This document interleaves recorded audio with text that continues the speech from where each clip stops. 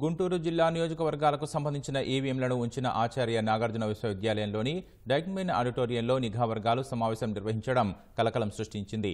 ఇందులో అధికారులు ప్రసంగిస్తున్న సమయంలో వారి వెనుక వైకాపా సిద్ధం పోస్టర్ ప్రదర్శితమైంది. దీనిపై ప్రతిపక్షాలు తీవ్ర అనుమానాలు వ్యక్తం చేశాయి.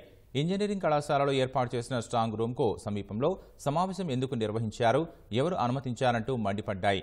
ఈ వ్యవహారంపై రాష్ట్ర ప్రధాన ఎన్నికల అధికారి ముఖేష్ కుమార్ మీనాకు పొన్నూరు నియోజకవర్గ తెదేపా అభ్యర్థి ధుళిపాళ్ల నరేంద్ర కుమార్ లేఖ రాశారు.